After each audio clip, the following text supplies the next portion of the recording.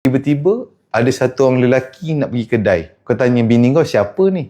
Anak awak lah. Dah mana pergi kedai? Berapa lama saya sibuk ni? Dah 600 tahun bang. Masa resign government dah stable ke Amirul? Tak. Kan saya dah cerita. Masa saya berhenti kerja kerajaan, saya banyak utang. Personal loan. Utang bank rakyat. Koperasi, semua koperasi yang ada. Kowaja, Kocima, semualah. Payslip saya bila print, dia dah start berat macam ni sebelah. Faham? Duit masuk lebih sikit daripada duit keluar. Dia jadi berat sebelah. Okey, macam mana saya boleh buat decision? Okey, ini cara saya fikir, Amirul. Okey, ini cara saya fikir. Cuba awak fikir-fikir kan? Okey, sekarang ni saya memang dah silap. Saya banyak buat personal loan untuk beli sofa kerana nak belagak ketika hari raya. Maklumlah orang Melayu. Bila kita nak belagak kawan-kawan, hari raya. Kita tak belagak hari Selasa Kita belagak hanya hari raya saja. So banyaklah saya overlap loan, overlap Roberto Carlos, overlap macam-macam. Okay? So saya punya gaji dah teruk. Saya buat silap. So bila saya buat silap, saya dah tak boleh nak salahkan siapa sebab tanggungjawab saya lah, saya jantan kan. So saya silap. Saya nak kena tolong mak abah saya lagi, adik-beradik sekolah lagi. Macam mana nak buat ni?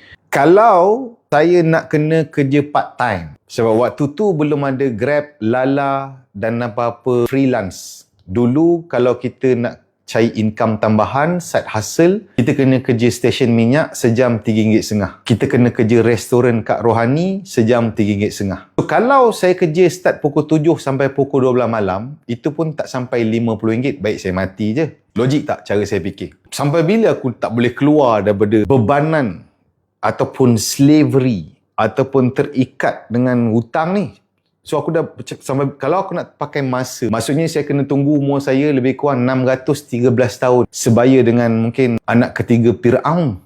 Tak mungkin. Sebab saya umat Muhammad SAW, average hidup sampai 60-70 je. So tak boleh. So apa the best choice saya ada? The best choice saya ada, saya kena berhenti. Okay, saya kena berhenti. Saya kena do whatever it takes dekat luar untuk cari duit yang banyak supaya saya boleh cover balik duit depan yang dah guna. Itu je.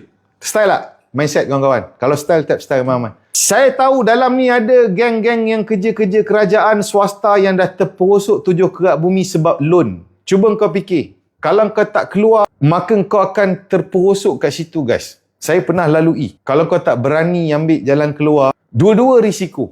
Dua-dua risk. Tapi risk yang kedua, kau ada hope.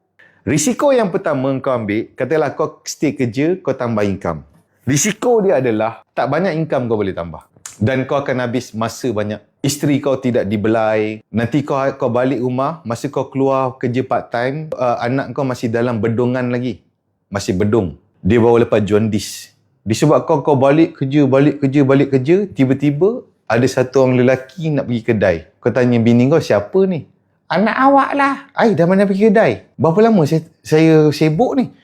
Dah 600 tahun bang. Okay?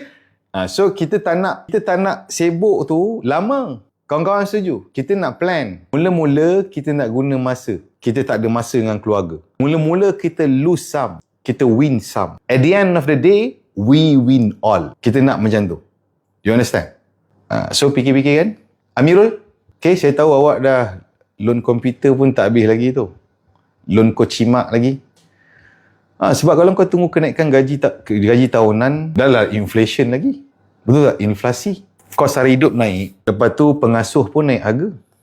Orang-orang van hantar anak sekolah, driver bas, lauk-lauk pauk pergi kerja, minyak, tol, bla bla bla. Okay? Fikir-fikir kan?